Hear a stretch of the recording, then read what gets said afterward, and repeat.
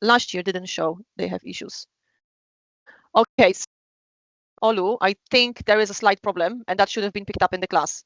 So the assignment brief says that you have to have current data. You have to be able to demonstrate and evidence that the company is dealing with a problem that is happening now. So you have to have current data. If you don't have any current data as of like 2024, it starts to be a problem because then you cannot prove that the company is indeed facing a problem. So that should have been raised earlier in the class and rectified. I would say spend the rest of this week, meaning weekend, and really look. I don't know who the company are, but really look for any evidence. You have to have evidence to confirm that this issue exists. That's the requirement, because otherwise it may be assumed that the company doesn't have a problem, which is great for them, but it's not great for you because your assignment asks you to evidence how you as a management consultant and future manager are able to predict, see problems, and then demonstrate your ability to research them to put forward recommendations to resolve organizational problems. So if you cannot do it, unfortunately, there's a huge risk that you will fail. So I would say do spend this weekend really looking for data. Otherwise, you may need to either reconsider a different problem or a company altogether. Because the assignment, the main assignment requirement is that you write about management problem. And if there is no current management problem, you don't have an assignment. Okay, that's what you mean, Umar. Okay, yes. So this is crucial. So there was a decision made by the university in recognition that business project, and I did tell you at the beginning that's going to be hard work, and it's a different module. It's a different type of research. It's a different type of work, meaning like more work that you have to do to write the business project assignment.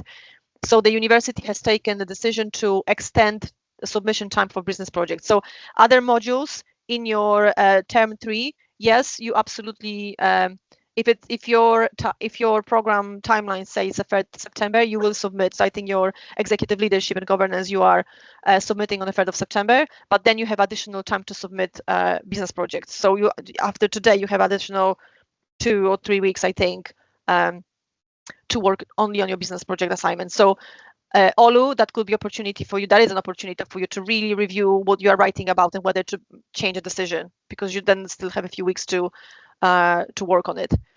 So yeah, that's the 2 dates. You have one date for other modules and different date for business project assignment, because we know that it takes longer. So we're trialing whether giving you a bit more time, actually more opportunity to score higher marks as well.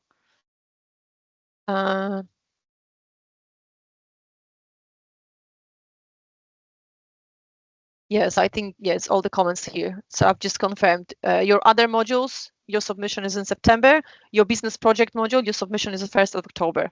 So remember that, okay? You have extra time to work on your business project assignment because it does require extra research, extra work. Emmanuel, I was unable to get recent data. Can I change company? Yeah, I would consider that. If you, again, can I just reiterate with everybody? If you cannot prove in your assignment through using recent references like 2024 references, if you cannot find that data to prove that the problem you are writing about still exists, please do consider writing about either another challenge that you have data to prove that it still exists, or think about the new company.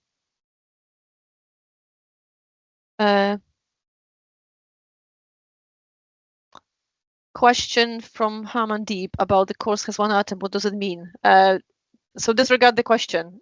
Business project works exactly the same like any other module. You have 3 attempts, 3 submission attempts. So your first attempt, and then any mark you get is your mark.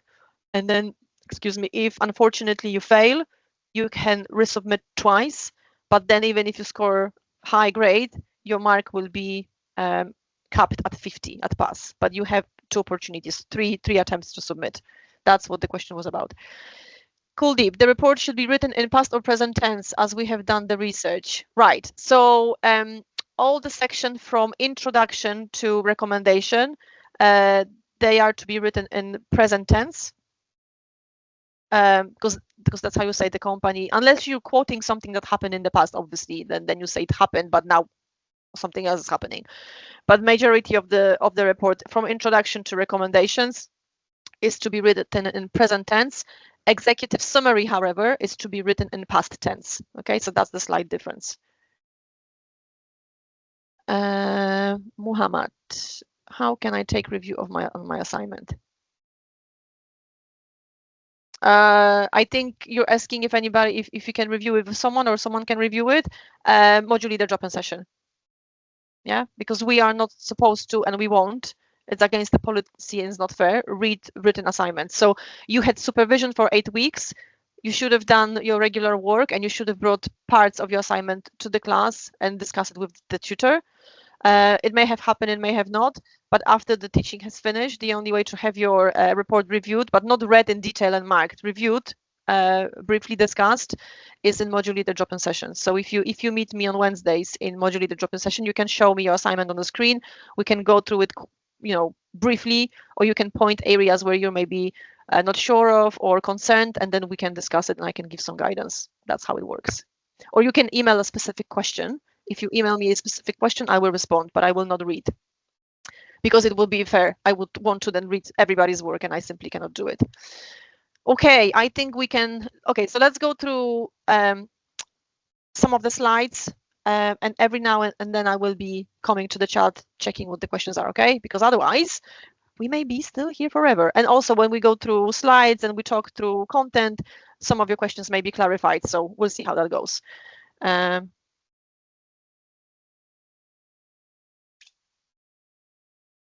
Okay, just to point to Emmanuel's last question, I have submitted a formative report before. Is it advisable to change company and how it won't affect me?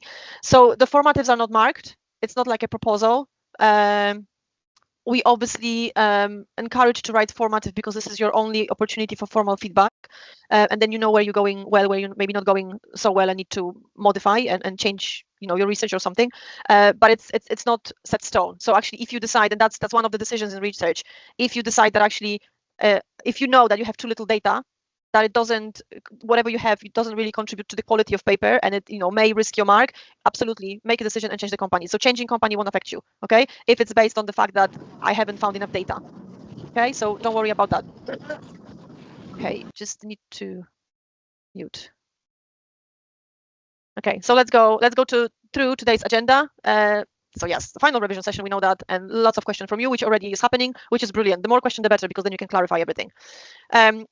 There are no learning outcomes today. The only kind of learning outcome is that you leave the room informed about what the assignment requires of you.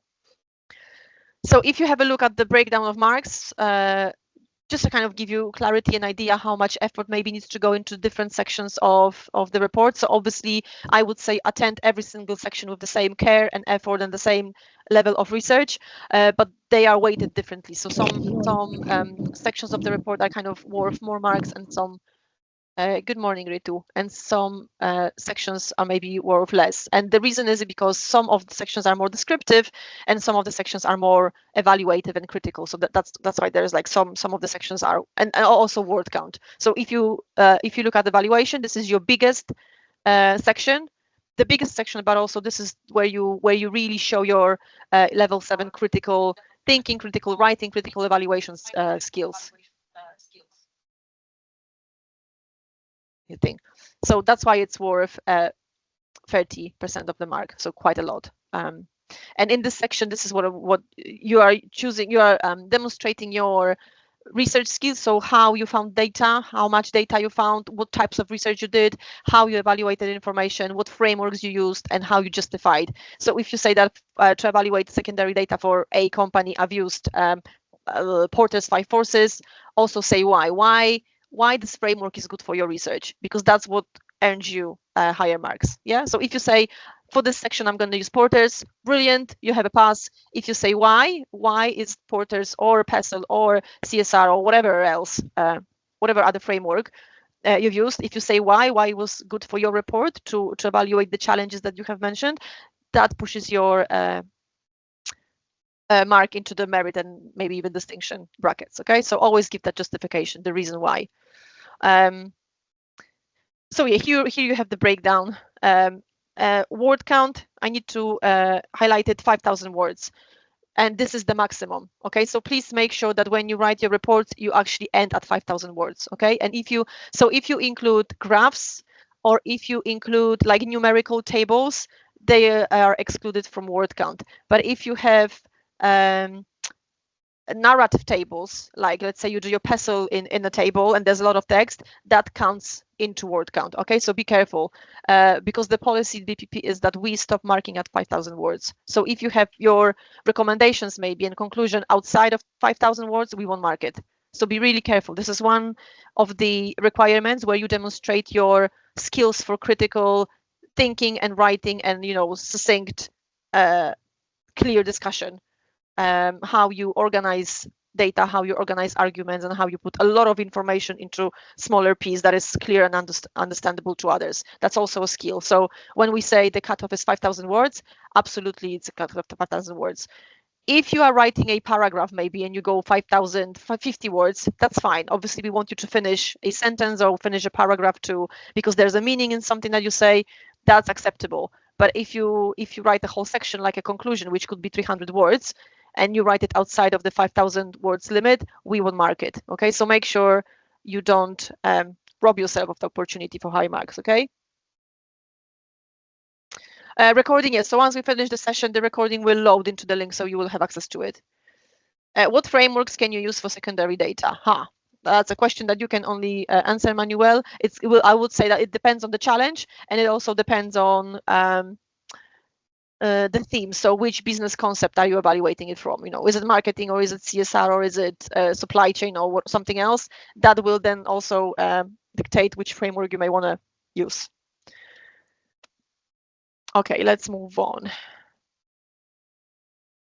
So academic writing and English writing. So you are writing a business report and you have to attend to a balance. Okay, so one research is, yes, getting all the information that you need to write the report about the company and the challenge.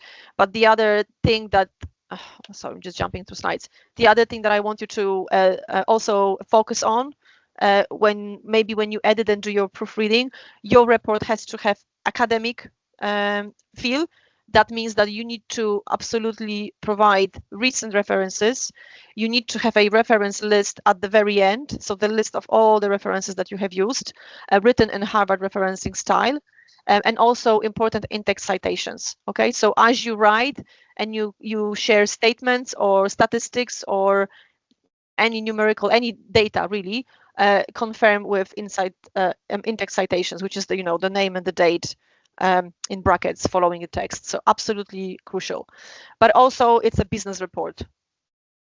So it has to have that feel of a business report. So avoid jargon, avoid maybe big words. I would say simple. Make sure that your sentences are short and clear. You use formal English, not informal, but make it professional.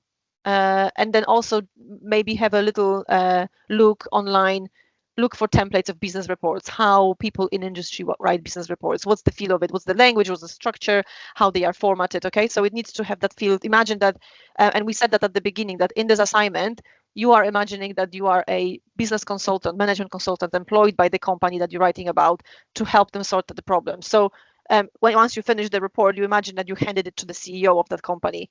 And big names, right? Important people, and they are used to high value, high quality documents. So make sure that your assignment does have that feel. Okay. Good morning to those who just joined.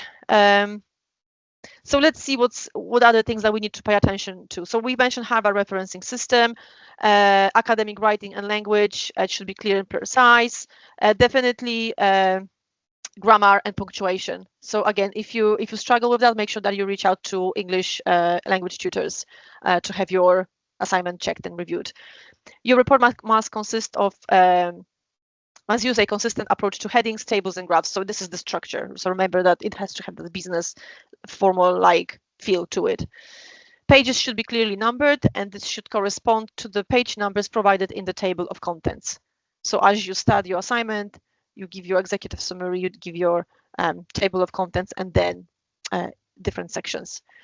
You will need to show a broad range of reading, including academic journal articles. And then later on, we will have a slide where we are reviewing from one of our lectures what type of research we expect you to engage with. So make sure that your references do actually demonstrate that you have undertaken different kind of research, including business, industry, company, but also academic. So like your frameworks that you are using, and maybe some academic journals to kind of anything. There may be some case studies about your company, or you may be case studies about the similar challenge that other companies have been dealing with, application of frameworks, when it works, when it doesn't, all sorts. But it's your ability to look for those information and demonstrate it through references. What kind of references should we avoid, if any? Google, MindTools, Wikipedia, all those who are just not credible. And I think the safest would be it's okay to ask a question through Google, right? But as I would avoid that absolutely. Even don't quote it, don't reference it, but even avoid the first questions, because obviously lots of resources in the open domain, in the open search engines, it's just unchecked. And the safest would be to always start your reference findings and checks through the online BPP online library. Okay, because there absolutely you have access to lots and lots and lots of beautiful information. It's all checked, it's all credible, it's all industry business related, free to access when you register with Economist or Financial Times, for example, and you will definitely be on the safe side.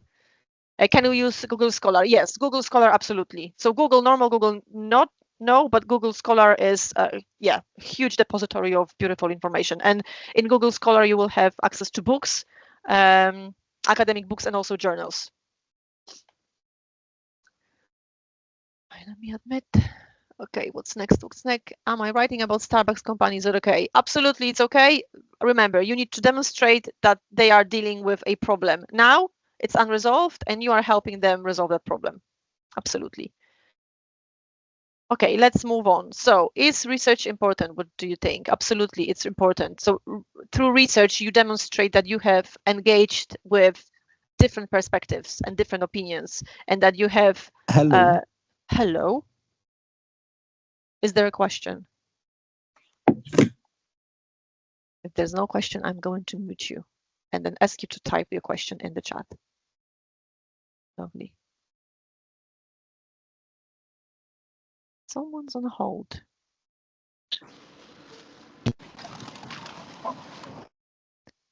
Don't know who's on hold. I haven't put anyone on hold. Strange.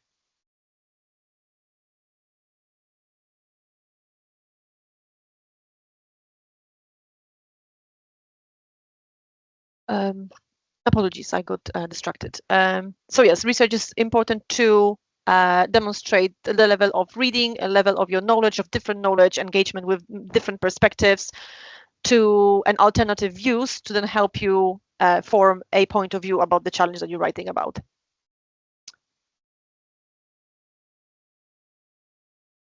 Okay, so I cannot disable camera and mic.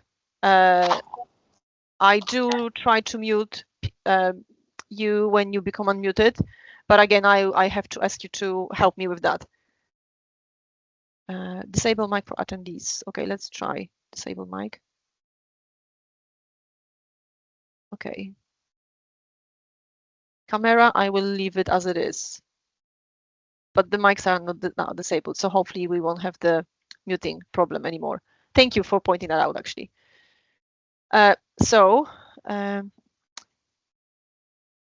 Nweka. I'm just going to respond to Nweka. Please, can you try log out and log back in again? It may help.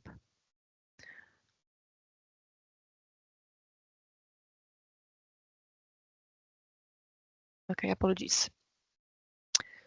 So yes, research findings are the basis of your critical analysis. Again, the different information, different kind of opinions, different perspectives help to formulate a point of view. Evidence of extensive research from a variety of credible sources is necessary to demonstrate the credibility. Absolutely. Again, so if you make a statement, it's good to confirm with different points of views, and then you're showing how, if you're expressing an opinion or idea like a recommendation, that's how you show how different data and different opinions maybe led you to make a decision to recommend this thing. What if more than one student have chosen same topic or same company? Their content would be definitely different, but would it cause an issue having same topic? So I would say it's very likely that, and when we mark, we see it happening. A number of assignments about Tesla or a number of assignments about Sainsbury's. Okay, this is inevitable because of the volume of students that we have. But I am confident that if you write your assignment on your own, there will be no issues. Okay, so even if you spot the same challenge and the student maybe in the next campus or the next group spotted the same challenge and you're writing about the same challenge, if you are writing on your own, I'm confident there won't be issues because you will be using different references, different arguments. You'll be structuring your report in a different way. Okay, so that should not be a problem if you work on your own. Yes, and this point, good research takes longer than you think. I've said that at the start when we had at the intro. I think you already know that, and again, you've got this opportunity of additional few weeks of researching and writing. Please use that time wisely. It does take a long time, as you know. Yeah, and I think even in the chats today and the questions about, amount of data and maybe changing decisions about what to write about, it just demonstrates that, you have to do a lot of digging and uncovering of facts to then be able to say, I have a good assignment from this, or actually all interesting, but it doesn't give me enough for an assignment. Okay, so absolutely, if you haven't done much, don't waste your time. Absolutely do your research. It takes a long time. So Faustina, from my report, which I showed my supervisor in the classroom, he said that I should only pick one challenge, which will not give me much information to write on. Is it possible to write on two different challenges? So I guess there's one thing that I need to clarify, because we as people, we use challenge and issues, those two words interchangeably. So challenge, you can, maybe I can actually show you on the screen. If you just hold one sec. Because I played with that wording just to make it easier.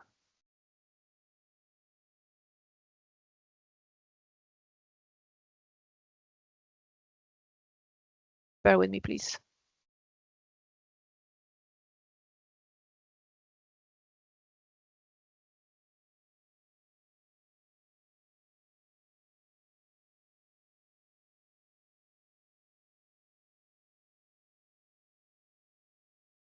No. When you save a document and you think it's in the safe space, right? And then you cannot find it. Okay, I am going to stop sharing and share again because I want to show you some wording to consider.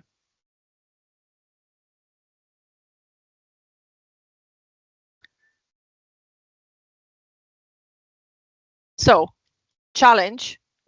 A challenge is an obstacle to overcome. So there's part of the definition. A challenge requires investment of resources, creativity, and effort. Overcoming a challenge can help businesses to adopt innovative ways of working and stay competitive. A challenge that exists in the industry sector, etc., can cause issues for companies operating in this industry. So a challenge, for example, could be the global supply chain disruption. Okay, but that one challenge can cause a number of issues for the organization. So sometimes the challenge could be externally posed. Okay, so that's what the tutors are meaning. One bigger challenge, but it may be that it causes a number of issues for your organization, 2, 3, 4. Okay, so issue or a problem needs to be addressed to achieve positive outcome. An issue requires solution, mitigation, and management. And a theme, so remember, you also were asked in week 1 and in the intro session we did an activity.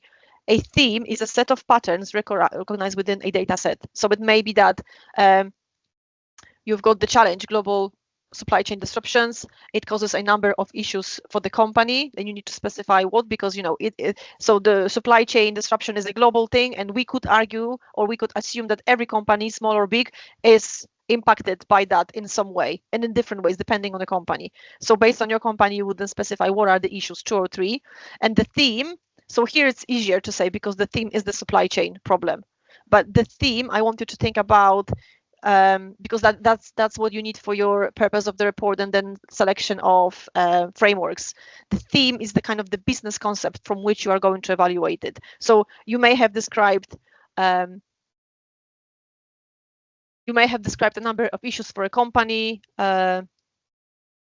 The challenge could be posed by maybe some social trends or political trends, but then you will decide the theme. You will decide that to resolve those issues, you will look at it from the marketing perspective, for example, and then that will be your theme. So you will be in your challenges section. What you need to do, you need to describe the issues and say how they link to marketing, for example, or supply chain. So I've got an example here just to kind of bring it to life. So for example, an example of a challenge could be increased competition. That's a challenge that's externally caused or posed, or changing customer preferences. So this is a trend, a current affair. Socially, customer preferences are changing, okay? And this then causes issues for the company. So an issue or a problem that the company is facing could be declined sales due to increased competition and changing customer preferences, okay? The problem that could be an issue contributing to decline in sales could be lack of outdated products, lack of or outdated products. So that could be the problem in the company: declining sales, lack of or outdated products that are not attractive to customers, or lack of or ineffective advertisement, bad customer service. The theme could be research and development. So you've got all those issues here described here, and then you decide that actually my company needs to think about redeveloping the products. So then what you do, you go into the research and development avenue, and then everything else you don't look at. Or marketing, so developing new marketing strategy for creative advertisement. So actually you think products are good, we just not advertise it properly. So then your theme would be marketing. Or HR, reward and recognition. So people development to improve customer service. Okay, so all those issues here. So again, this is kind of the way to show it in your assignment. So the challenge could be, again, externally posed, increased competition or changing customer preferences. So kind of this is your link with current affairs. Then both of them, they could actually cause the same issues in the company. So these are all the issues. And then you decide the theme. So again, from the same challenge and the same issues, you could take your assignment in many different ways. Yeah, but you are the ones who decide, it could be linked to your interest. So I hope this is clearer. Let me actually copy it into the chat because you may want to look at it as well later on.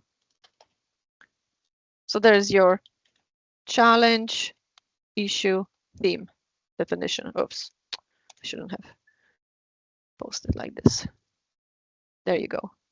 It's a little clearer. So yes, your tutor was right about one challenge. So if you write about increased competition, and then you write about supply chain, and then you write about ethics, that's a lot. This is too much for a 5,000 word assignment because you won't have opportunity, you won't have space to go really analytical, and that's what you earn your marks for. Okay, so I hope that's understood. But then the issues, there could be a number of issues. Okay, so really think about what you're writing about. Is this a challenge or is this an issue? Is it externally posed? What's the link with current affairs? Because that's what you always also ask to write about in your assignment. And then the theme. So think, okay, so I've got my challenge, I've got my issues. Which business perspective do I want to evaluate it from? Am I looking at it from marketing? Am I looking at it from ethics? Am I looking at it from HR perspective? What is it? Yeah.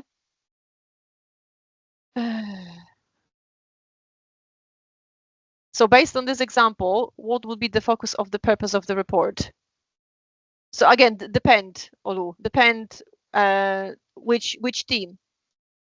So let's say I could go, I want to do a marketing piece, okay, because I want to work with marketing. So this project, this research will help me learn more about marketing. So then my purpose of the report would be, I would still be saying that this report evaluates the main challenge of da-da-da. I would mention the issues, and then I would say this report will recommend a development of new marketing strategy. Yeah, a person next to you may be interested in HR, human resource management. So they would then be, in the purpose of the report, they would be saying they will be, I don't know, looking at reward and recognition policy for that company. But the data that you are collecting, the problem and how you describe the problem should lead to that decision in the purpose of the report. Challenges must be in present or can use from the past. So for example, the challenge could be caused in the past, but you have to demonstrate that it still exists. So, for example, very easy, the supply chain is very easy because the supply chain is an old challenge that we could say has been not caused, but like really increased by COVID, right? So really blown out of perspective. Like COVID really showed what the problems with global supply chains are. But this is old, so then you have to you cannot just say it that it grew, the problem really grew with COVID, but you have to say, because there are changes since then, so you have to say this is what's happening now. So now you can say that what we may have dealt with COVID issues, or what COVID has caused, or what COVID has highlighted, but actually the other problems now are military military actions, unrest, wars globally in different parts of the globe. And those wars and those military actions do affect supply chains. Okay, so yes, you can mention something that has happened in the past, but always demonstrate how is it still happening now. But the issues for the company need to be definitely in the present. Okay. Right, let me go back to the slides. Okay, so now we're talking about the research, what kind of research we absolutely want you to do. So you asked about the sources like Google, for example. No. Google Scholar, yes. The types of research that I want you to, you're welcome, Mahad. The types of research that I want you to keep remembering, and then check, think about what you've done. If you haven't kind of engaged with that research, then maybe go back and see if there's any information you could bring to enrich your assignment. So definitely, company website. Company website, whichever company you write about, they will have a lot of information. Obviously on the websites they want to big themselves up, so even if they have a problem, there is a certain way how they're going to be describing this problem.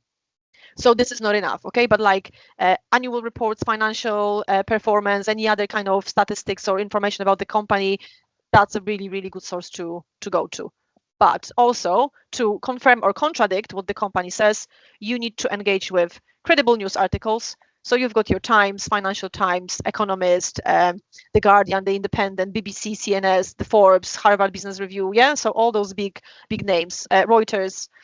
So yeah, big credible news articles. Vlogs, blogs, videos, they are also part of research. So if you have a clip maybe on YouTube that is from BBC or even from BBC News app, absolutely you can use it and reference it. Okay, so it doesn't have to be just a written piece, but you need to make sure that it's credible and you need to make sure that you referenced it properly. Google Scholar, yep, there you go. So again, a huge depository of books, articles, and journals, academic journals. Industry and trade bodies. So for example, if your company is an oil and gas like BP, for example, make sure that you look at the industry, what is happening in the industry, because nothing operates in isolation, and definitely in business. So yes, BP is one company and then they have their strategy, they have their objectives, but they operate in an industry, they operate in a context, they operate in a in an environment, and that environment will impact on what decisions they make, when they make decisions, how they implement those decisions. Okay, so absolutely industry data for where your company operates is important. Is it okay to, Inderjit, is it okay to make assignment on Jaguar Land Rover? Absolutely. Like I said, any company, as long as you demonstrate that they are facing a problem now, that problem is unresolved, and you're helping them sort it out by making recommendations. How can we use the reference of the vlogs or any documentary? Harvard referencing style info via BPP online library or any Harvard, or find Harvard referencing style online. There. It's a style of referencing, and they tell you exactly how you reference a book, how you reference an article, how you reference a vlog, how you reference with date, without date, how you reference multiple authors, how you reference something that's been published, how you reference something that it's in publication, just different ways in how you cite. Yeah, so that's the guide. When you find it, it will tell you exactly how to reference it. You can also use softwares. Go to the librarians. You can have a session with the librarian through BPP Online Library, and they can tell you how to use it. no problem. Right, so we finish on industry trade bodies. So Twitter, LinkedIn, not Twitter, it's X. Let me actually change it here live as I'm going with you there. See? So I have to update my information. I'm doing it live with you. So X, LinkedIn, credible social media sites. Yes, be careful. Okay, so both LinkedIn and X, there's a lot of, I guess, information out there. But again, it's your responsibility as a researcher and level 7 student and future business consultant to check your sources. Okay, so even if you use LinkedIn, make sure that it's a credible source. So you will both X and LinkedIn, you will find accounts, personal accounts, business accounts. So make sure that whatever you read or use comes from an expert. The expert is recognized in the industry and is actually valid, checked information. So you have to do your fact finding and fact checking. Okay, so if you go to like Science Direct, it's all been peer reviewed, it's been checked, it's credible, you can use it straight away. If you engage with sources like LinkedIn and X, this is your responsibility to check that it's a credible source. Okay, government information, absolutely, especially when you write about anything that's regulations and law related. Then, like I said, BPP online library, that could be the first point of call, I guess, to start looking for those credible sources. Right, it's 10:04, so I think it's a good time for a break, and also it gives me a chance to stop talking, and gives you a chance to stop listening to my voice. Right, let me share the QR code for attendance. I am really hoping that when I come back, let me check how many of us are here. 382, beautiful. Remember that number, 382. I'm going to put it in the chat and then see how many of us are back after. So I'm going to post the QR code. When the QR code doesn't work for you, I'm going to open a new poll. So like I said at the beginning, please join email address is now open. Yeah. Okay, turn off camera.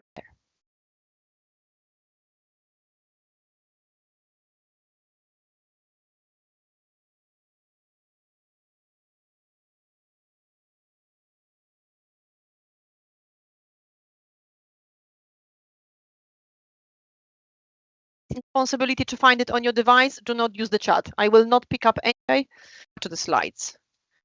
So normally I ask any questions, but we keep doing questions all the time. So, Pallavi, do not put take your email out of the chat, please, everybody. Let me just, if you need to register attendance, it will find that function on your device. Registered, good. Next slide. So here we talked about the research sources, where to go and what to kind of think of. So different types of research. And also remember academic research, so the journals, books, like industry books, management books, company research, so it's at the company website, financial statements, annual statements, performance reviews and reports. Competitors research, that's your industry, and industry market research. So anything that's happening in the industry, whether trends in the industry, trouble, problems, innovation, creations, but also competitors, what they're doing, that all comes from industry research. And business environment research, so you can like what's happening in the business actually, again, what are the business trends, all kinds of different research, because for that you also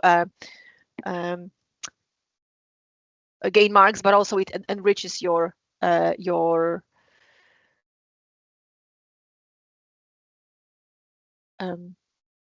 report.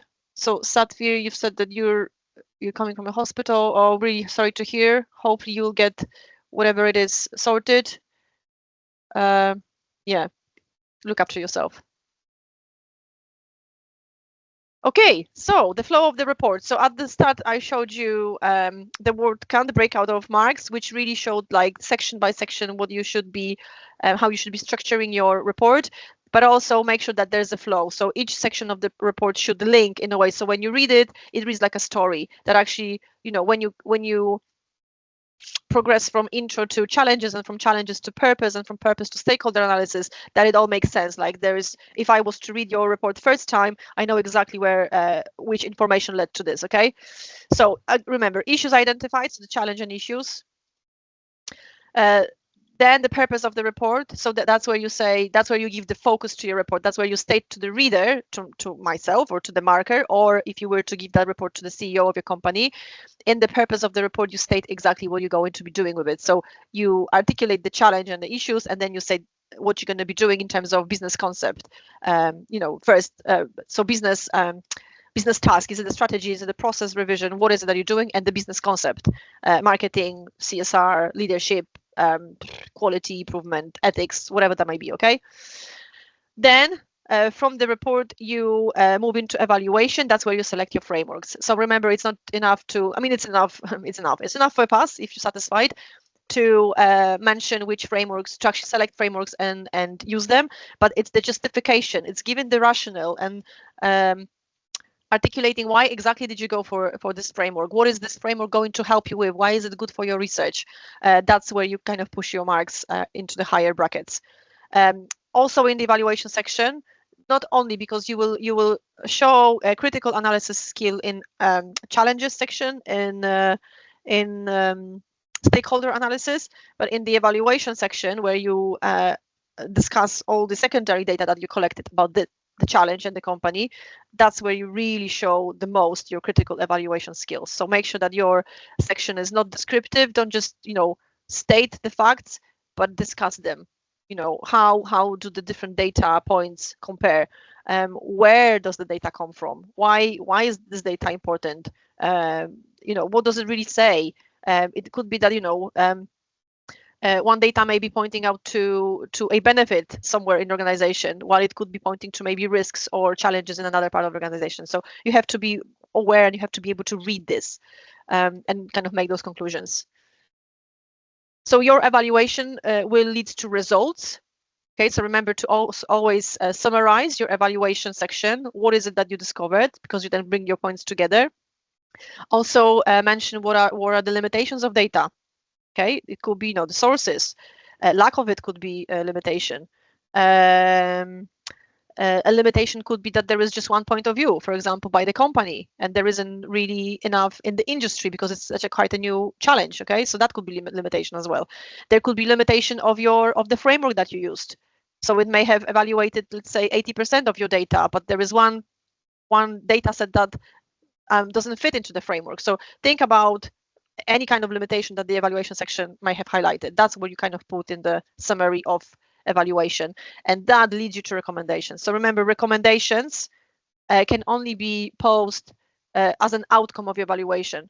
So you cannot have a recommendation if let's say if your assignment is about marketing and you suddenly recommend something in the area of HR. We're like, where did it come from? So make sure that what you recommend is really highlighted in the evaluation section, that your evaluation, the argument, all the opinions that you kind of and data that you compared, that it suggests that this recommendation is the way to go. So, and always link it through references.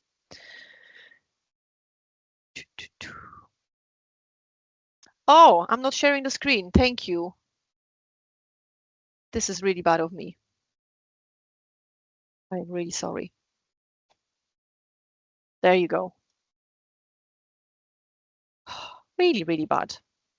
So thank goodness we are recording this, so we can always go back to it. But essentially, this was the slide that I was talking through. Identification of issues, that then leads to purpose of the report. That then should suggest selected frameworks that you use for evaluation. And remember the justification, why is a certain framework good? The brief also states that you may decide not to use a framework. There is an option, but then you have to justify why. Okay, so you always have to give that reason, because if the marker sees evaluation and there is no mention of frameworks and no justification, they can only give a mark to something that they see on the paper. So if there is no mention of frameworks, kind of the assumption is you don't know about frameworks, okay, or different models to use. Also in evaluation, like I said, critical evaluation, so the discussion, the comparison of data, analyzing one data set over the other data set, comparing different type of information, and then leading to results. And then the results, also if you can highlight any limitations of data or any argument that you are making. And that leads to recommendations, and recommendations can only be made as based of the outcome evaluation. Okay, so you have to link recommendations through references to your evaluation section. And also, and then when you come to a conclusion, we don't have it here, but it goes into that bubble. Recommendation and conclusion is one section. Remember not to forget conclusion. In a conclusion, we want to see how you linked the results of your report, which is your recommendations, and how they answer, how they are linked to challenges. So have you actually do the recommendations, sort out all the challenges and issues you have mentioned in the challenges section and in the purpose of the report. Okay, so that's very, very important to make that link.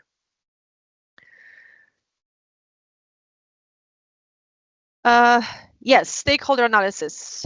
Why crucial? 3 points to remember: internal, external stakeholders. You absolutely have to identify those. And then based on that, you're doing stakeholders analysis using the Mendelow's matrix, so the power interest grid, okay? And remember, as it says here on the screen, it's not enough just to plug your stakeholders along the grid. You actually have to say why they're there. So if you decide, for example, that CEO is the high interest and high power stakeholder, why? Okay. The other thing that you need to remember is that the final point is that you need to demonstrate impact of your research, impact of this report on those stakeholders. So, you know, how is this research impacting them? What potentially could be the impact of recommendations? You can also think about, you know, how do you work with those stakeholders? Who are those who are motivated to resolve the challenge that you are helping to resolve? Who could be the challengers of any recommendations, for example, or even starting the project? And for what reason? So again, lots of argument, and if you can bring examples, which again will be from the news and from your references, again that pushes your mark into higher mark boundaries. How many frameworks can you use? There isn't a number. So across the assignment, you can use a number. So you could, for example, use SWOT and PESTLE in the challenges section. You don't have to, but you could, to help articulate the challenges and the issues the company is dealing with. Your Mendelov matrix that you're using in stakeholder analysis, that's a framework, okay? And this one is a must. And then in the evaluation section, I would say don't go, or be really careful, but I would say don't go over 2. Because what you need to remember is that there's going to be a lot of data, hopefully, that you have to compare. If you use more than 2 frameworks, it may be that you will. It really depends. There isn't a number, but you have just consider if you are planning to use more than 2 frameworks in your evaluation section, make sure that you are being evaluative, because that's you don't get a mark for number of frameworks. You get a mark for knowledge of those frameworks. So you demonstrate it through evaluation, applying it, and you get your marks for critical analysis, for deep dive discussions. Okay. So if you just describe information, that's a pass.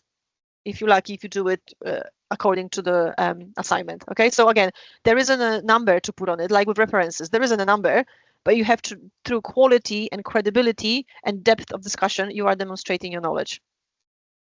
May sound unhelpful. I'm really sorry if that's kind of vague. I hope it's not, but yeah, it's not the number of frameworks. Even if you use 1 framework, as long as you justify it and you say exactly what is that framework good for, why is that framework good for your assignment, how does that framework help to evaluate information to sort out the problem? That's what you need to concentrate on, okay? Not the numbers. I cannot recommend a framework for evaluation because each of you will have a different challenge.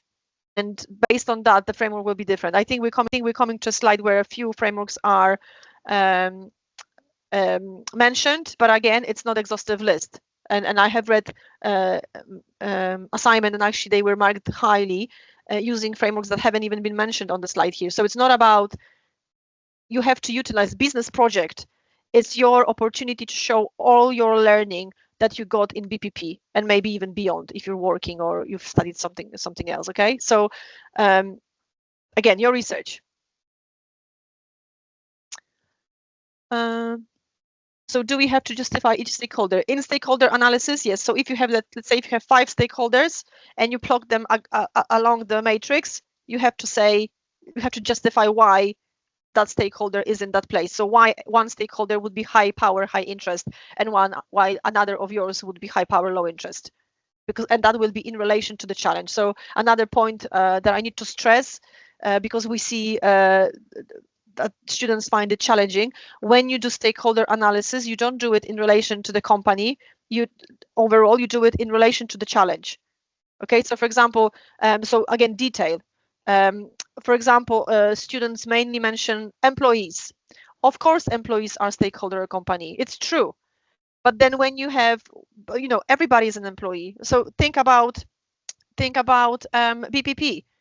I'm an employee and I'm a tutor, and a person who works in the program administration team, they are also an employee. But depending on the problem, we will be impacted in a different way, or we'll have different level of interest and power over the problem. So if I work with, let's say, Susan, it's a made-up name. If I work with Susan, we are good colleagues.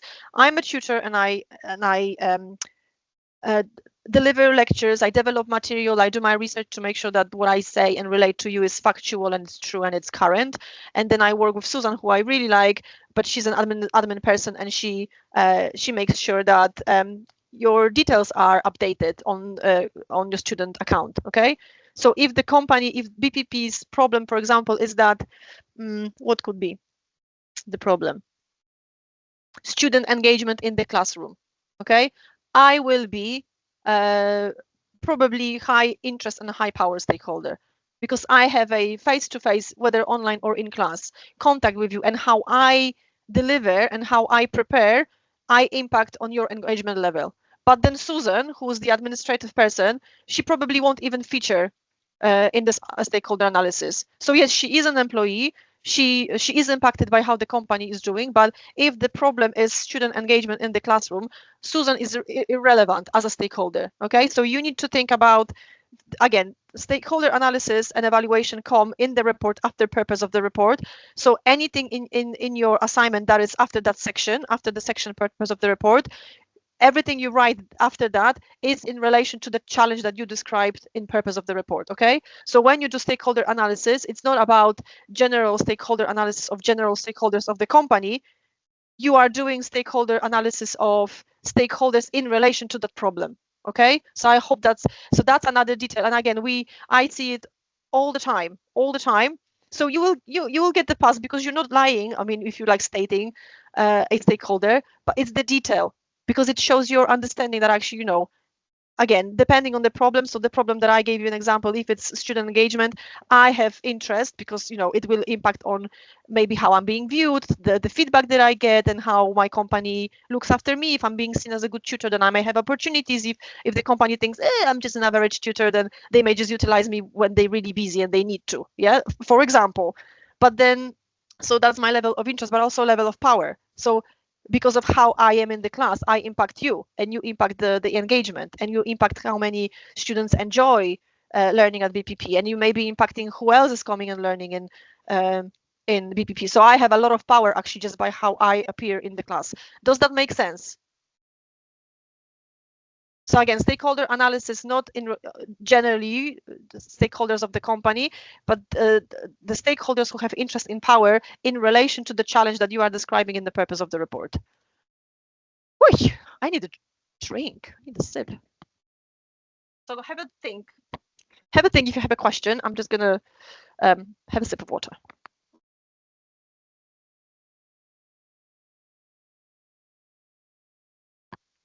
If you have 12 stakeholders, yeah. So the stakeholders that you mentioned in your internal external identification, and if you plug 12 stakeholders on the matrix, you do them all. Okay.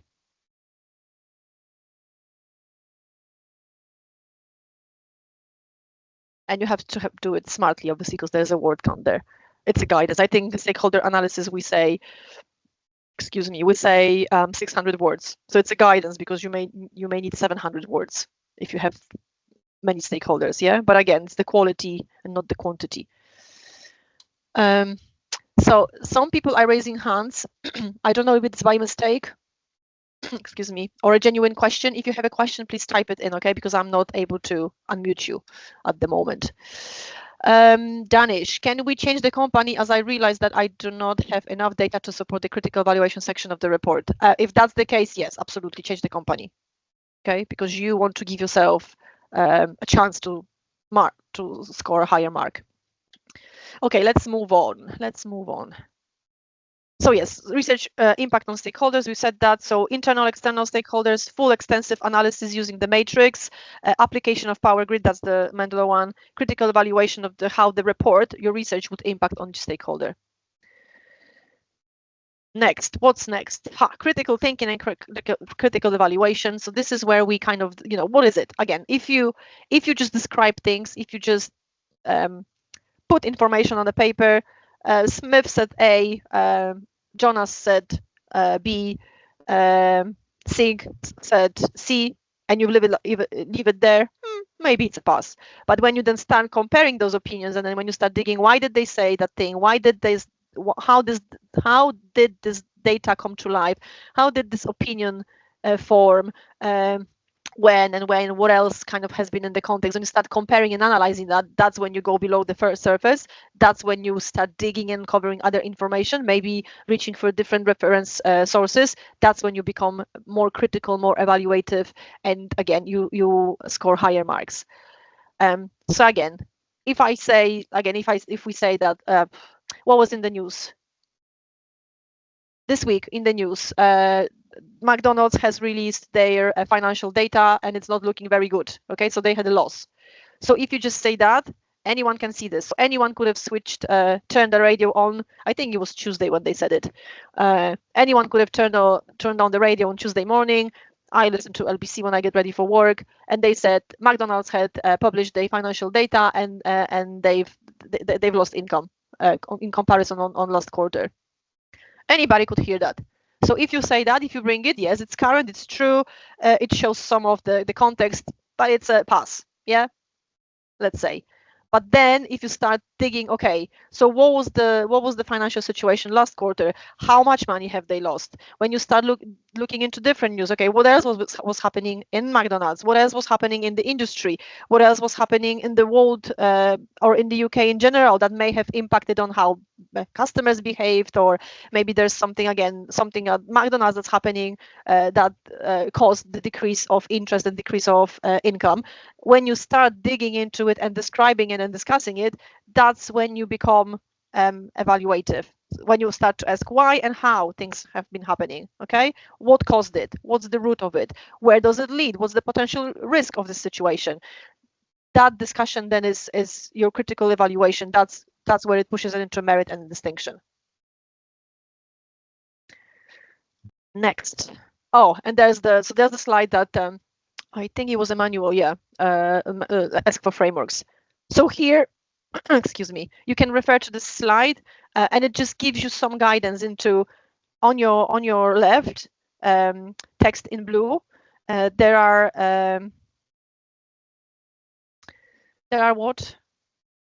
examples of data and context that, or challenge or problem that could be evaluated, or like a business perspective. And on your right, in the red frames, you have example frameworks that you could use. But again, these are examples. You could use them, or you could do your research and see what other frameworks in that field could be used. And for example, when you start your evaluation section, you could engage with a academic journal, and let's say in your academic journals, you could look for frameworks for industry analysis. You come across 1 or 2 or 3 articles and they describe Porter's 5 forces analysis and maybe something else. And then that first paragraph could be that this journal suggests that for industry analysis, there are those two frameworks. You quickly in one or 2 sentences says what each of them is good for. How does that relate to the problem you have identified and the data that you kind of may already have? Based on that, you make a choice. So you say for this, because of that problem, or because of the context of my company, or because of what's been happening, Porter's 5 forces is better, or the other one. And if you do that, this is like gold dust for a marker and for you, okay? So you need to learn how to do it. You make a justification. So let's say if you say I'm going to use, or this report uses Porter's 5 forces to evaluate information, because that may be a merit. If you have another framework, you compare the two, and then based on that comparison, again, short paragraph, you make a decision that pushes it even, if done well, that pushes it even into the distinction section. And actually it costs you a lot of research, but it costs you a short paragraph in the assignment. That's how you get your marks, okay? And here, again, we've seen Porter's 5 forces could be used as industry analysis, but not as comparison of analysis of competitors, okay? So be very careful. Again, research and reading and really knowing the frameworks you're using. Descriptive versus critical writing.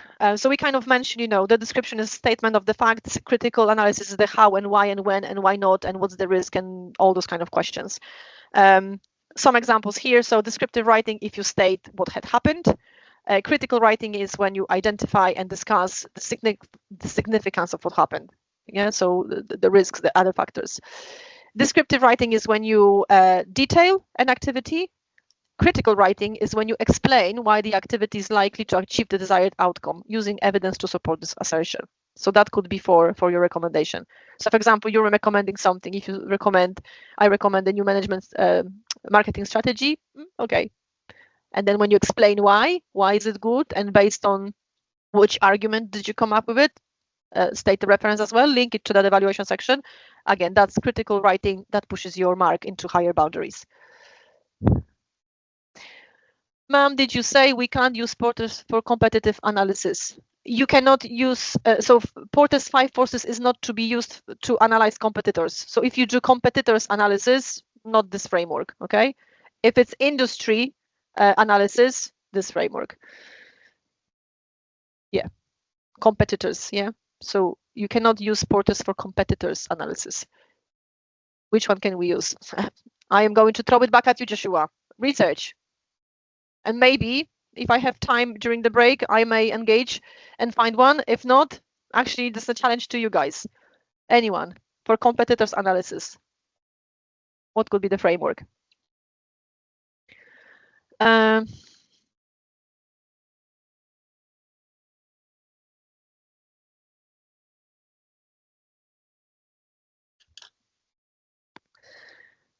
So descriptive writing says when something occurred. So let's say, supply chain disruptions grew or were highlighted by COVID, right? So you said that it happened. Critical writing identifies why timing was important. Yeah, so you will have to then research anything that has happened around that time, what was caused, what stopped, what started, anything that may have had any influence over the fact. Descriptive writing states the different components. So, for example, your descriptive writing could be identification of internal and external stakeholders. So these are the different components.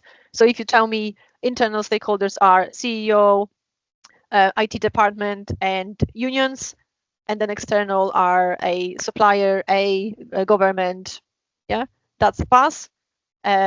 Critical writing weights up the importance of component parts. So that's when you analyze why one stakeholder is more important than the other with this challenge, for example, working out this challenge, or why do they have more power over this implementation of this report than the other stakeholder. That's when you go critical. Descriptive writing states what a business does, and critical writing explains how it does these things and why these are done in these particular ways. Okay, so if you're describing how maybe the processes of how company produces something and what impact does it have on the operations of the whole business, that's when it becomes more critical. Descriptive writing identifies a problem. So again, if in your challenge section say, my company deals with increased competition, as descriptive, we know that everybody can see it. And then when you explain the nature, size, and potential duration of this, of significance of this problem. So when you say, what kind of competition, why does the competition exist, what makes the competition easier in this industry, what are the social trends maybe, or any other trends impacting on increased competition, yeah, and what risks does it pose for my company? That's when it's more critical. Descriptive writing puts forward a recommendation. I think we mentioned that, like details of activity.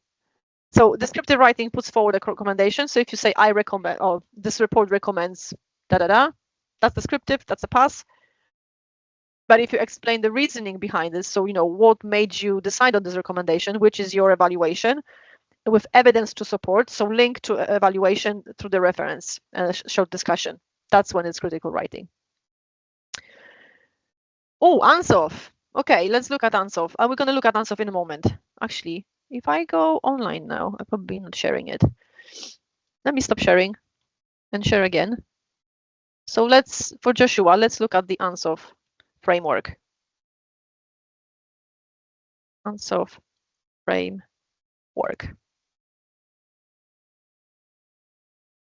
First one that came up. Just put you here. Okay, so it says the Ansoff matrix, often called the product market expansion grid, is a 2x2 framework used by management teams and the analyst community to help plan and evaluate growth initiatives. Okay, so from that, a question to you guys. The question that Joshua posed, I think, related to a competitive. The question started. So listen up. The question, this whole kind of discussion started with, can we use Porter's 5 forces for competitors analysis? And we say no. Porter's 5 forces is for industry analysis, not competitors analysis. Then the question was, which other framework can we use? And I think, Joshua, that's what it meant. Can we use Ansoff for competitors analysis? From what you have on the screen and what I've just read, I want you to say in the chat, can Ansoff be used for competitors analysis evaluation?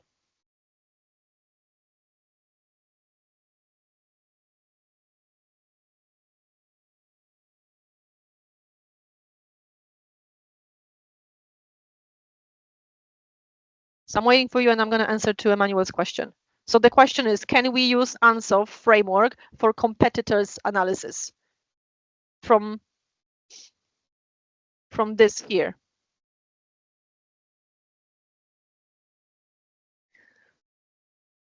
Okay, I've got some responses. Any more? I'd say yes, I agree with you. Not yes, that we can use. That framework is to, as it says, to help plan and evaluate growth initiatives. So any like kind of growth strategies, maybe some marketing strategies as well, maybe. Yeah, exactly. So no, a different one, keep looking. And then Emmanuel's question was, okay, I need a clarification. Are we to use either secondary data or framework to explain evaluation, or we use both?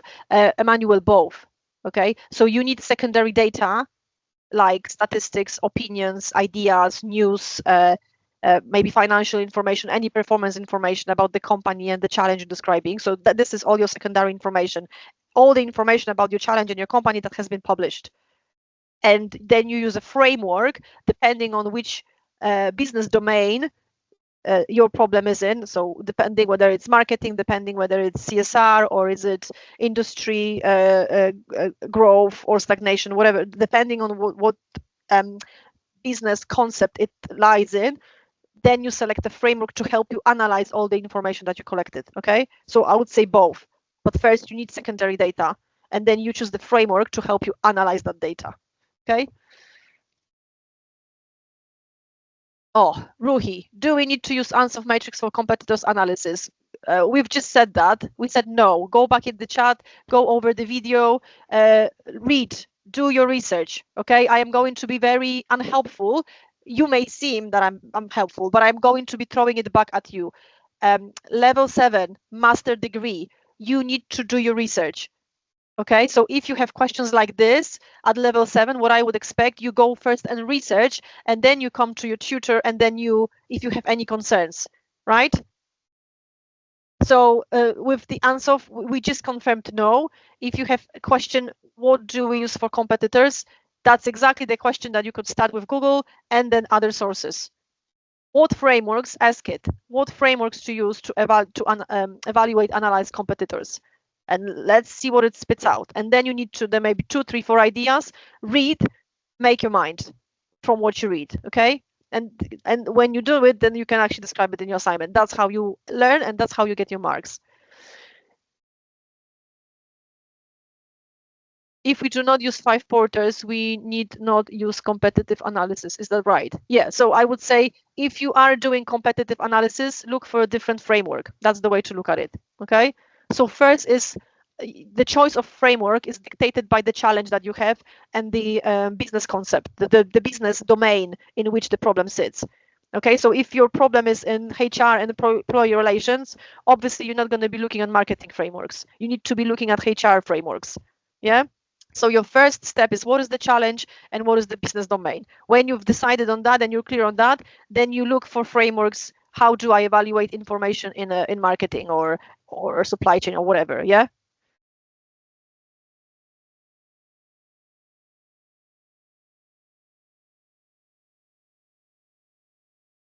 Evangeline, can we use Porter 5 forces to discuss the threat of a company?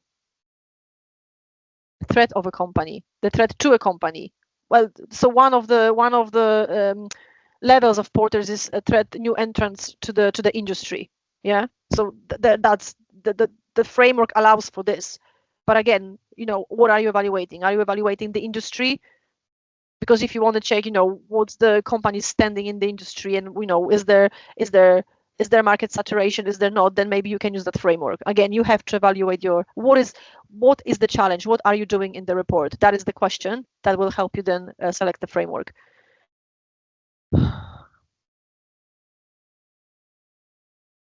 Okay, Cameron, I think we mentioned that. Draft, I won't read the work. The PPC policy doesn't allow us to read drafts. So you know that could have been done during the teaching period. You can come to module leader drop-in sessions and then discuss what you've written and any concerns you have. You can send me or the tutor a specific question and we will respond to specific question. We don't read drafts. How many frameworks must we use? I've already answered that question. Review the video. Can we share assessment draft with module leader? I've just answered that question. Okay, let's go back to slides.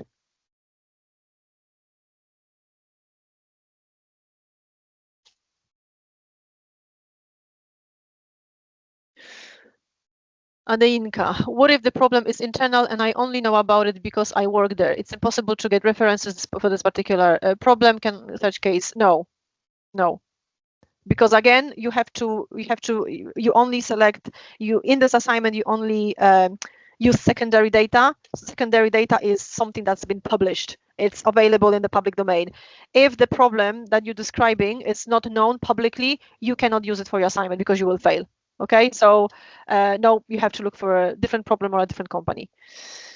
And we can do the competitive analysis by analyzing the competitor strategies, which they use to resolve that challenge by using that strategy for proper referencing.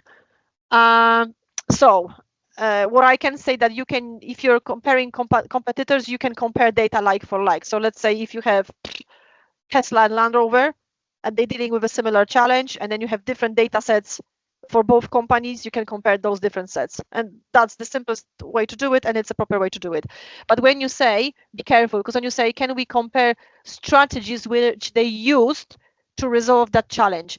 If they have used strategies to resolve challenge and your company still hasn't resolved it, you can use it. And then it may lead you to maybe to the fact that something in the context of that company worked better, or maybe your company actually didn't do it well. That's why they didn't resolve the problem. But what you need to ensure, if you compare strategies that have been used to resolve a challenge, you need to demonstrate that your company has still not resolved the challenge, because essentially you are helping them to resolve it. Okay, so if you have competitors and you say actually they have done it and it worked better, and you're leading to the fact that actually my company hasn't done it and it could be the way, yes, you can do it. But you have to make sure that you demonstrate that your company has, when you write this, the problem is still alive. It hasn't been resolved. Perfect. Right. Let's move on. Where are we? Golden trio of support to support your argument. Again, golden trio of research. This is the information that you need to keep looking for any argument that you're making in your assignment. Figures, facts, and examples. Okay. So facts will be like statements or events. Something has happened.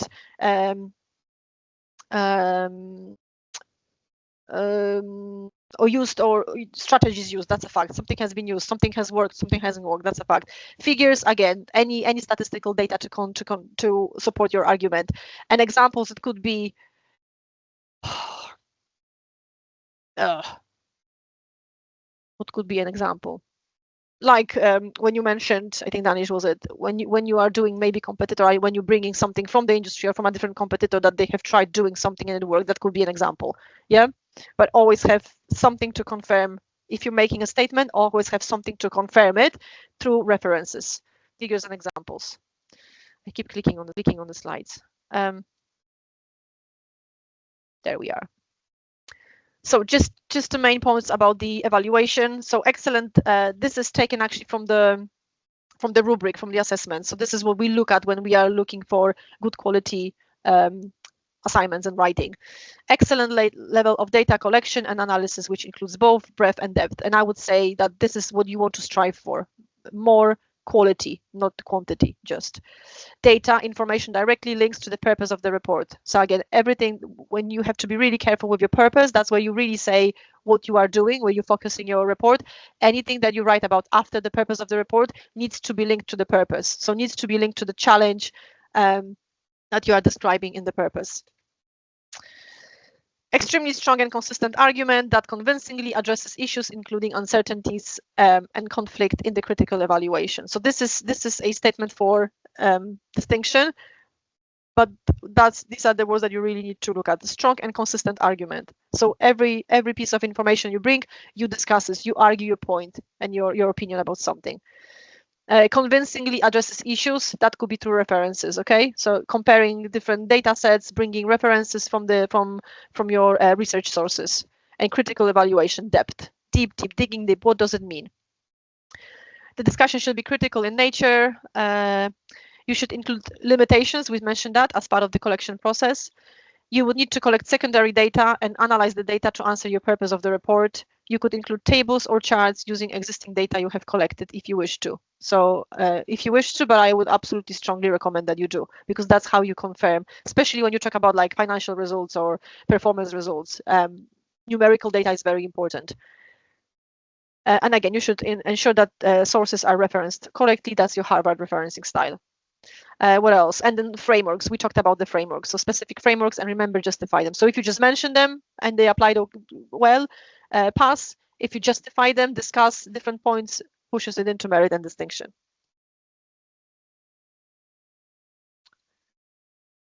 What type of data, apologies, what type of data should we be looking for if figures are not available? Opinions. Industry opinions, regulators' opinions, ideas, statements. Yeah. But most of the data will be, most of the issues, challenges will be supported by some kind of data, like numerical figures. Yeah. But others like opinions and statements are also acceptable. Okay, if you don't mind, we're going to go on till 11:15 and then we're going to have a break. So let's see where we are. So 3 approaches to write a recommendation. So again, when you have evaluated your secondary information, you then need to put recommendations forward. So 3 approaches are that you only use results of the evaluation, and they recommend on the basis of the results of evaluation without any frameworks. So you go through your evaluation section and point out recommendations and link it to evaluation. Second approach is use the same frameworks from the evaluation. So for example, you could, if you have used the famous one, the Porter's 5 forces evaluation, then in the recommendation, you can go through each stage of the Porter's and see what each stage of Porter's, what recommendations it highlighted.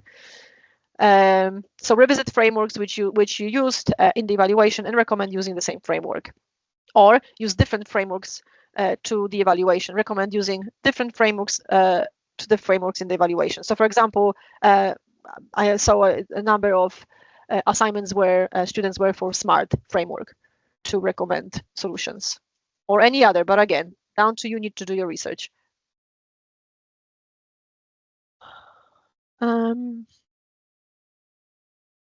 This is the same, so we're just going to be repeating myself. Conclusion in the business report. I think I mentioned previously, you need to conclude your report with a very brief summary. So you summarize the whole report, you summarize the limitations, and you make sure that you say in the conclusion how the report has addressed the challenge that you've described in the purpose of the report. So you need to link it.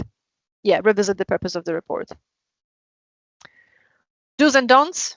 So we may be able to finish the slides. We'll have a break and then we'll go through the assessment brief and your questions again. Just submit good print. So the do's: do carry out a sufficient quantity and quality of research to ensure you have a good basis for analysis. So quantity and quality, number of sources, different sources, research, industry research, company research, academic research, government insights, any regulators. Yes, different academic, business research, industries research, different types and different sources, books, articles, vlogs, journals. Yep. Research the company for specific details, the market for competitive context, and the industry for a broader business context. So remember, in your challenges section, you need to demonstrate the link of your challenge with current affairs. So things that are happening outside of your company could be links, could be affairs in the industry or wider world. And then when you can refer to it also in your evaluation, because there most probably be a link always. Ensure you are using up-to-date information. Yes, up-to-date information, and for your challenge, definitely current. So because of where we are in the year, you absolutely have to have 2024 references. Because if you think about business, how quickly things happen in the business world at the moment, nothing ever stays the same for longer than 24 hours, I would say. Sometimes things change very quickly, very rapidly. You know, anything that's like a year old, you may say this is ancient history. Yeah. So be really careful with the data. Make sure as much as possible that anywhere you talk about the current challenge, you have current references, 2024, 2023 as well, but 2024 definitely. Ensure your research helps you to answer the purpose of the report. Yeah. So in your conclusion, to navigate, when you summarize the report and the research and the findings, say exactly explicitly how the report has answered, resolved the purpose of the report. Use credible sources, we mentioned that. What not to do: do not use other students' papers as a source of research material. This is considered plagiarism. We have means of picking plagiarism up, spotting any copying. Be careful, because you don't want to risk your whole master's by plagiarizing. I'm going to come back to questions. Don't limit your research to a handful of sources. Yeah, because then it's not credible. Then your report, the report is not credible. Don't copy and paste research findings into your report. That links to plagiarism and data fraud. Let me see what's there. Okay, so I'll come back to checklist. Rashidat, so you're asking, what if I'm trying to compare old statistics with the new one? Can I use an old reference, for example, 2022? Absolutely. When you are comparing old data to new ones, so for example, you're showing how the problem developed, or you're showing how maybe there's a trend, it was rising and falling, or it's rising or it's falling, or but you're showing a timeline or how your problem behaved across the time, or you can show that something has started a year or two or even 3 ago and still hasn't been resolved. Absolutely, you can bring that old data, but you cannot talk about a challenge, the problem itself, maybe from 2022. Okay, so if you're talking about how the problem developed, or if you're talking about the context, something has happened 2 years ago that's contributed to this problem developing now, yes, brilliant. But if you let's say the main one that I get frustrated personally with is the COVID. If you're telling me about the problem and you're talking about COVID this, COVID that, COVID the other, COVID was like 5 years ago. So this is really ancient history in terms of business talk. Yeah. So no, you have to be careful. If it links to the challenge as it is now and you're comparing or you're showing how the problem developed, brilliant. If it's something that happened in the past and is no longer relevant, it's irrelevant. When explaining a framework, can we use references? Yes, absolutely. So when you talk about management models, or even if the framework was applied in a case study 2 years ago, that's okay, because you're talking about application of the framework. It's about the theory. It's fine. But when you talk about the challenge, current. Okay, so let's go no, let's leave the checklist for later, actually. So let's leave the checklist. We'll have a break. And then, so 14 past. So let's have a break. 10 minutes again. Let's have a break. I'm going to bring the QR code on the screen again.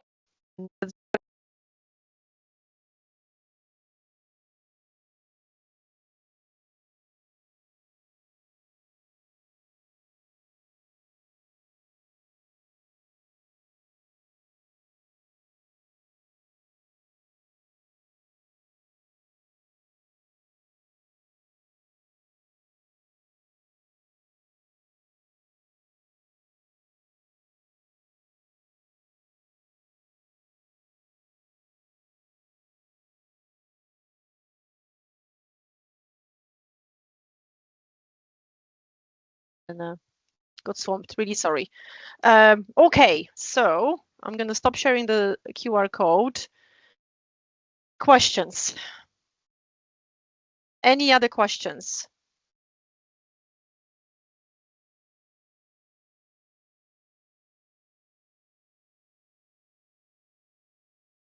Tell me, what questions did you have? Oh, so I'm going to share the brief. We'll go through the brief again. QR was displayed for the last 15 minutes, and I will bring it once again at the end. Okay, let's go through the brief then, and then if there are questions, obviously we will still keep going through them. Reminder once again, 5,000 words, and this is the max. So please write to 5,000 words, because when we mark, we don't mark after 5,000 words. Okay, so again, if you're finishing a paragraph or a sentence and you're finishing at 5,020 words because you're finishing a sentence or a thought, it's fine. But if you write a section like a conclusion that is over 5,000 words, we will stop marking. So we don't want to use remarks. So this is the rule. And obviously this is your only marked assignment, so it's worth 100%. So whatever you mark you get for this report, this is your mark for business project module. There are the sections. I'm going to go through the sections again. Structure, please make sure that you include the cover page, the declaration page. That's where you declare that this work that you submitted is your work. It's not copied, it's not plagiarized, and then you've done it or fairly. Title page, table of contents, because obviously, like I said, you need to give it a formal business-like format, feel. It needs to feel like a business official professional business report. Any list of figures, so if you're using tables, if you're using figures, if you're using graphs, do list them as well. It gives that professional look, so you make a mark. Executive summary. So executive summary is something that you write at the very end, so you write it only after you finished everything else. This is what you write in past tense, and it's a summary of the whole report. Introduction, challenges and problems section, purpose of the report. So in purpose of the report is where you state what is the challenge that you're describing, and that's where you declare which business concept are you going to be looking at it from. So like business concept could be technology, IT, could be marketing, could be supply chain, could be strategy, could be HR, could be culture, could be ethics. Yeah, so that's where you specify, and that's helps you focus your report. Stakeholder analysis. Really what is the most important in this section is how you demonstrate your understanding of the impact of research on your stakeholders. Evaluation section, where you do analysis of secondary data, and that's where you apply your evaluation frameworks, and then leading to recommendations and solutions, which are solutions to the problem, and that section needs to include conclusion. Remember Harvard references, so you need to have your list of references at the end, and they need to be written in Harvard referencing style. And appendices, so any additional information that is not necessary to mention in the main body of text, but it's something to provide contextual information to your report, you could include it as well. In purpose of the report, you don't include headings, and please do not include bullet points. It's supposed to be a paragraph, and I will direct you back to topic week 2. So your week 2 lecture was challenges the client is facing in purpose of the report, and there are 2 slides there with 2 examples, and you are free to use those examples there on those slides. Okay, no bullet points anywhere in your report. Maybe with recommendations, but also justify them, describe them.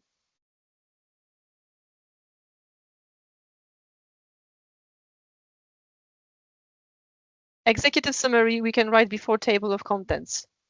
Yeah, in terms of structure, yes, it can go before the table of contents, or it can go just before the introduction. So there isn't really, we won't mark it down, absolutely. Yeah, but it's a section that you write at the very end after you finish writing everything, because it's a summary, and then you stick it at the front of the report.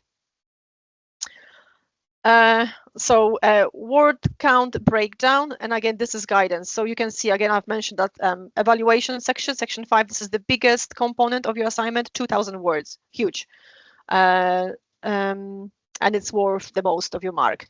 Other sections you've got, this is a guidance again, so you don't have to stick to like 500 words in executive. It could be 550 or it could be 400. It just depends. Make sure that you answer. We're going to go to the guidance now. Make sure that all the information that we say needs to be in the section is there, and then if you need to edit some words out, edit some words out, but it's a guidance. But so you could have evaluation, you could have 2,200 words, or you could have 1,850 words. That could be just near 2,000 words. But what you absolutely have to ensure that your assignment in total doesn't have more than 5,000 words. Okay. Other than GA, I would say don't use bullet points. It's if you have an argument to write, if you're pointing out something like recommendations, it could be recommendation 1, recommendation 2, or bullet points, but don't just stick to bullet points. Because the report is about discussion.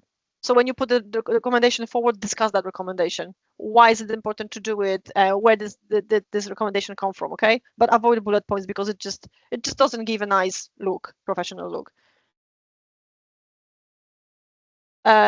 Inam, what matrix and charts should include and where? That's your decision. It depends on the data that you collect.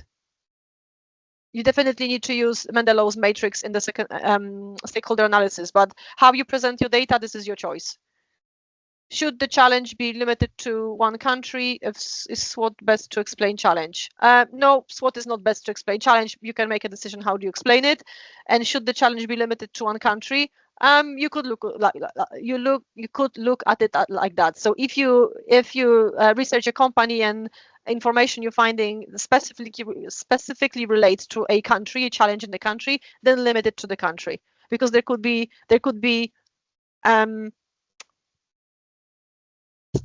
things in the context of the industry or the context in that country, maybe some legal stuff that may impact on how the company operates. So obviously, if you're looking, let's say, at Tesla in China and then US, there could be different aspects of strategy that Tesla takes in the neutral countries, because they are totally different. The political system is different, monetary economy is different, geographically, maybe social trends are different. Yeah, there may be different needs and different things impacting on that company. So yes, absolutely.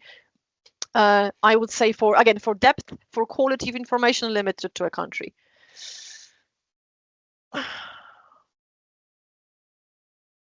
Should we follow the executive summary from the template of our module? Yeah. Or you can find a template somewhere. What you need to make sure is that your executive summary has all the information that the brief says it has. Okay. So executive summary, you're expected to write 1 page, approximately 5,000 words of an executive summary. This is to introduce your report, but should be summary of the whole report. You will therefore need to write this after you complete the report. Yeah.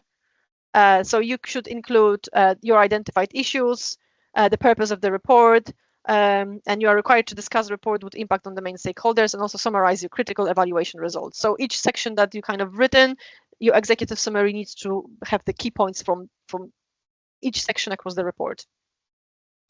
Introduction, 3 paragraphs that you need to attend to. So in first paragraph, you set the scene for the report. You introduce the company, the industry, the location.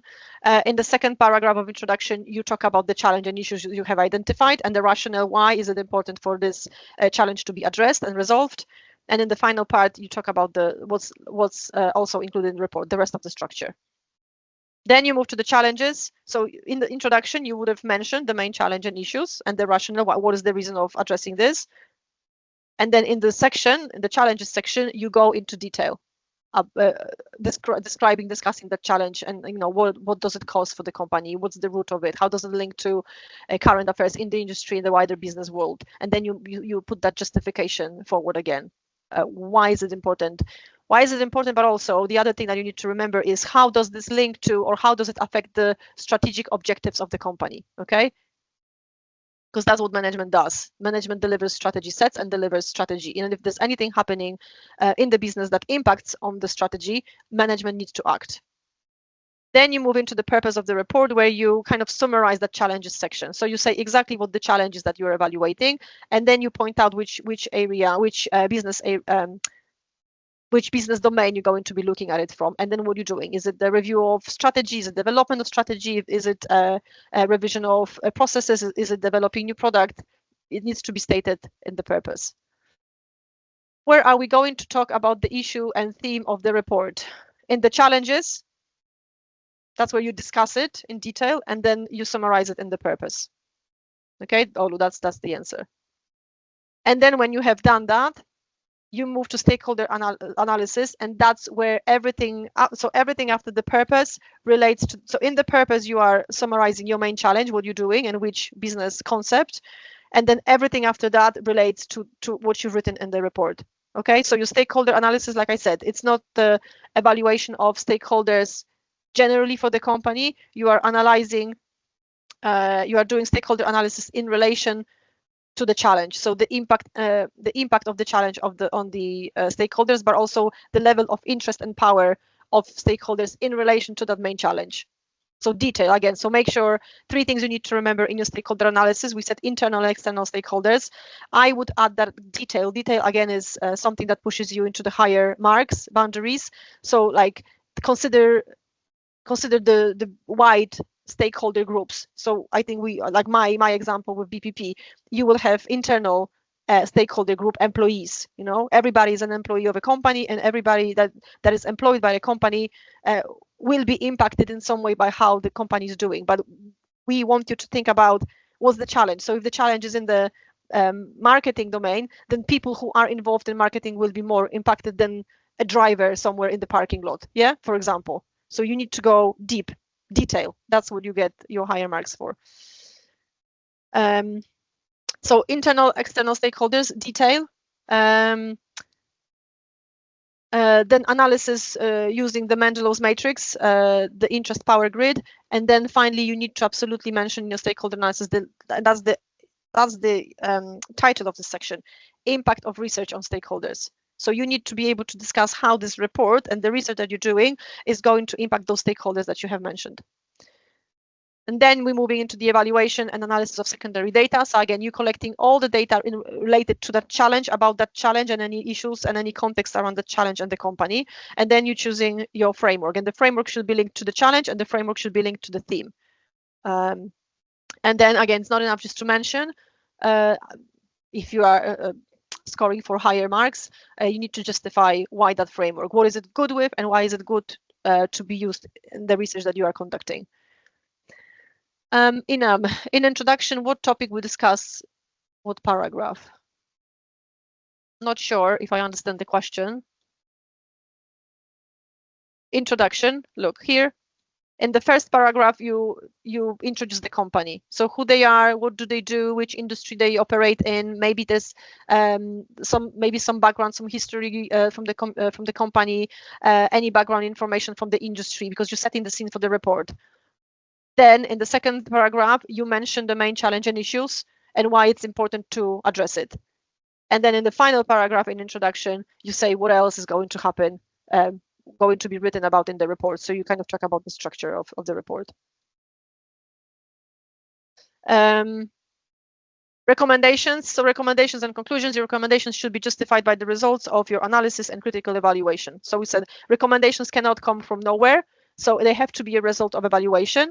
And also you need to link it through references to that evaluation. So anything, unfortunately, any statements, any arguments, any data that you are bringing in the report needs to be referenced, because otherwise, if it's not, it's your opinion, it's your idea. And unfortunately, in a business and academic report like this one, our opinions don't matter. We are making conclusions based on opinions, ideas, and data already published by others. And then conclusion, remember, you need to address the key issues. So you need to summarize the report and say how the evaluation that you've done, the research that you've done, how it addressed the challenges, and link it through how the report has answered the purpose of the report. Presentation, so make sure that you look, you pay attention to, because you get 5 marks for that as well. You pay attention to definitely referencing in text citations, consistently used across the report. Make sure that there is a list of references at the end of your report, and make sure that it's written in Harvard referencing style. Grammar, punctuation, the formatting, so same style of headings and subheadings. Page numbers. So how is the presentation means how is the report presented on the paper? It has to look professional. Okay. How many references would be good enough for this report? There isn't a number. I am sorry to tell you, I will not give you a number.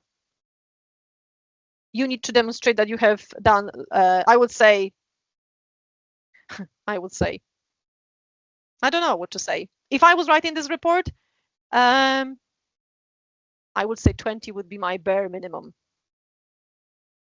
But again, what you're demonstrating is not the number. We want to see various sources from various references from various sources and different types of research. So news, vlogs, if you have reports, business reports, company reports, financial reports, books, academic journals and articles, and then academic research, business research, industry research, company research, government research, if you know any regulatory factors in your project are mentioned. So yeah, broad, very broad range of sources, and credible. So if you can give me, you can bring, you can have 40 sources, and if they all from Google and Wikipedia, the number doesn't matter. It's not credible. And then you can have versus 25 sources, which are books, credible news agencies, financial reports, academic journals, and that will have much bigger value than your 40 websites. Yeah, so that's how you have to look at it. It's not the number, it's the quality. And then you have your marking guide, the rubric, which I know you have done your self-assessment against, I think last week. So that should be very fresh. The only thing that I am going to highlight is that as you write and when you have finished, when you do your final spot checks and your final Google week, because those slides will have details and they will ask questions and will point out to things that you need to ensure you have in your report. So just keep cross-referencing against all the resources that we have given you in the last weeks. Olu, okay, so which lecturer can we send our work for corrections? No, to no one. Nobody's going to read your full work. Okay, so you can email your class tutor in the first instance with specific question. So if you have a specific